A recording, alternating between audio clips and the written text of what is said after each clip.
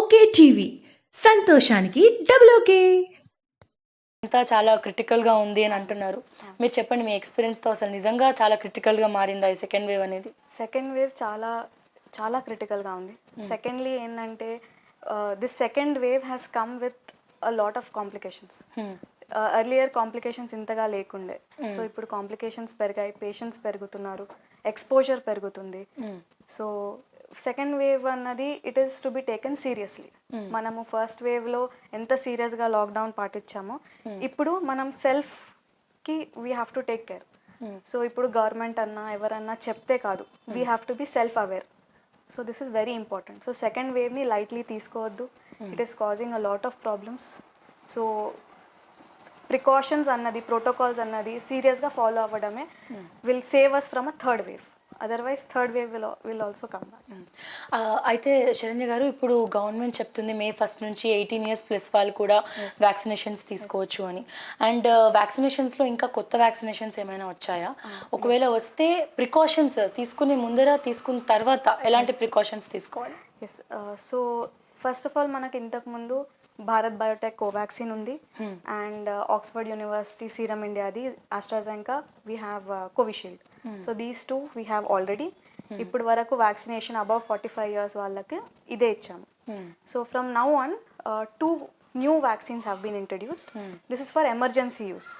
So these vaccines are Sputnik 5 from Russia, and also Zydus Cadila. We have a new vaccine.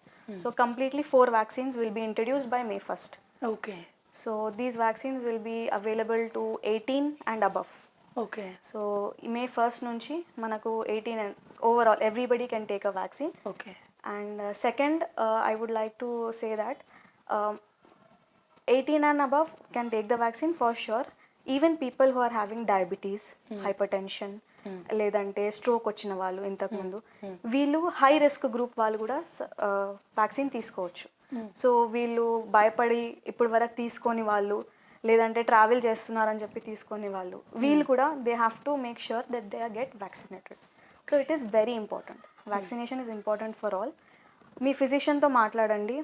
If in case your physician is telling not to take a vaccine or you have allergic reactions, A injectable తీసుకున్నా మీకు allergy వస్తుంది లేదని చెప్తే, first dose తీసుకున్నాక సివియర్గా మీకు ఏమన్నా condition అయింది, సివియర్ ఏమన్నా రియాక్షన్ అయింది, ఈ కేసెస్లో మీరు వ్యాక్సిన్ అవసరం లేదు, తీసుకోవద్దు. Even pregnant ladies and breast feeding అంటే బేబీకి పాలు ఇచ్చిన వాళ్ళు, వీళ్ళు కూడా వ్యాక్సిన్ తీసుకోవద్దు. Less than 18 years, even they should not take vaccine. Okay. So 18 and above. Okay. Compulsory. My personal suggestion is go for vaccine. It will help you. So cases వస్తున్నాయి after vaccine, 2 doses of vaccine ఎవరైతే వస్తున్నారో వాళ్ళ severity తక్కువ ఉంది. Covid positive ఉన్నా కూడా their severity is less compared to people who have not taken the vaccine. Okay. అంటే ఇప్పుడు ప్రెగ్నెంట్ లేడీస్ తీసుకోవద్దా మ్యామ్? ప్రెగ్నెంట్ లేడీస్ తీసుకోవద్దు, అండ్ ఎవరైతే బేబీకి పాలు ఇస్తున్నారో వాళ్ళు తీసుకోవద్దు. ఓకే. అదర్ దెన్ దట్ అందరూ తీసుకోవచ్చు. Everybody can take. And also once talk to your physician. వాళ్ళు మీ హిస్టరీ తెలుసు. సో వాళ్ళు మీ పర్సనల్ హిస్టరీ చూసి, మీ మెడికల్ హిస్టరీస్ చూసి, if they are suggesting you not to take the vaccine, then kindly avoid it. But don't avoid it just for the fear of it. Okay. మీకు మీ physicians ఎవరైతే ఉన్నారో వాళ్ళతో clarity చేసుకొని you can ask them and then go for vaccination. I think 99% of the doctors will suggest you to go for a vaccination.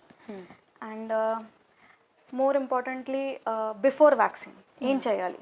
So before vaccine simple things, 6 to 8 hours of nice sleep, స్ట్రెస్లో ఉండకండి.